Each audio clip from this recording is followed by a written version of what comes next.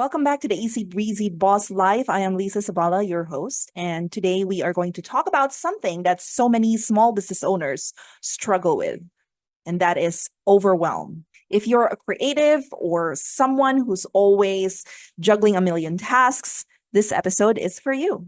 Overwhelm is simply one of the biggest reasons small business owners hesitate to delegate tasks. They feel like they have to do everything themselves because the stakes are just so high. But let's talk about how we can shift from that mindset, how we can delegate effectively and take control of our day to day activities without getting stuck in the constant loop of busyness.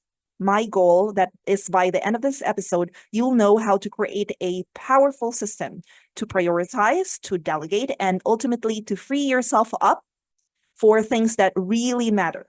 So the first thing that I want to point out on why business owners are having so much overwhelm is the never-ending to-do list. Sound familiar? We've all been there, right? You are looking at your to-do list and it feels like it's never going to end. It's a never-ending to-do list there. There's always something that must get done. And sometimes it can feel like if you don't do it yourself, the world will fall apart. But here is the thing.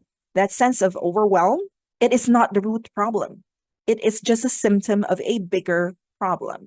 In my years of working with business owners, I've learned that overwhelm usually stems from one or a combination of the following factors: distraction, lack of confidence, lack of clarity, or lack of data. Those four things: distraction, lack of confidence, lack of clarity, or lack of data. Now, these things make us feel like we have to do everything ourselves.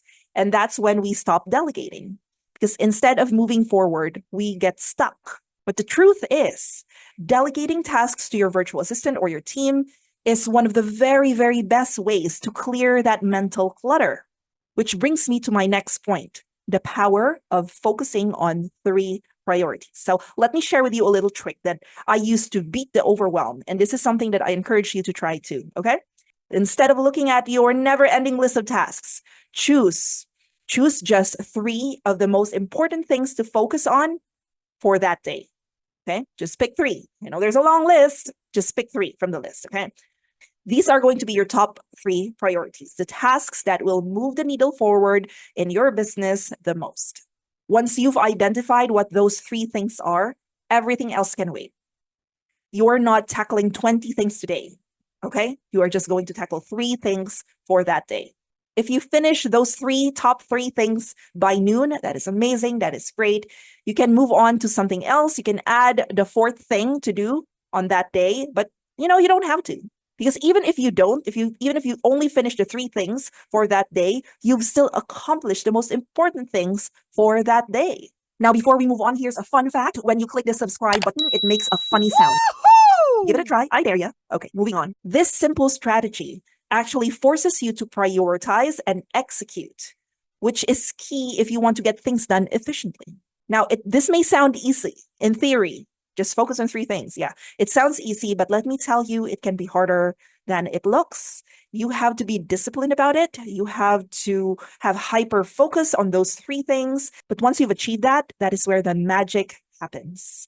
Now, moving on, this is when you can start to delegate and trust your team. You've already squared away the most important part of your to-do list. This time, it's going to be to delegate and trust your team. And here's where the 8.8 mindset comes in.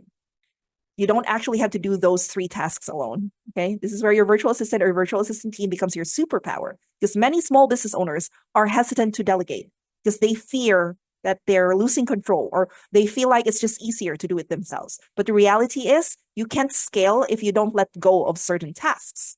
And the beauty of having a virtual assistant is that you can delegate the routine, repetitive stuff, the things that overwhelm you. Okay, so you can focus on what you do best. So you can focus on the top three things on your to-do list, right? It's not about doing more. It's about doing less, but with greater impact. Which brings us to the next question, which is how do you find the right people? How do you find the right virtual assistant? Here's a principle that I live by for the past few years that has always held true, and that is to hire slow, fire fast.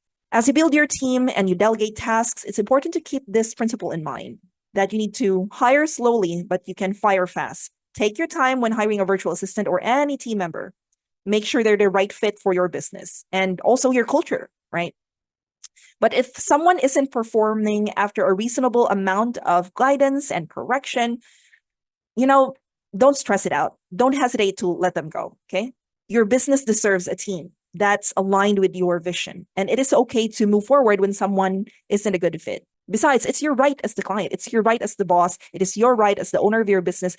You have to have the right to choose who you're going to take with you as you succeed in your business, right? That is your right. So remember, hire slow, find the right fit, fire fast if you feel like they're not the right fit, right? Next is to keep communication open. So let's assume that you already have a team, it's going really well. One of the best ways to avoid overwhelm on your part is to keep your team running smoothly by communicating regularly. There has to be some nurturing going on here. And the best way to nurture is to communicate regularly. You have to be present.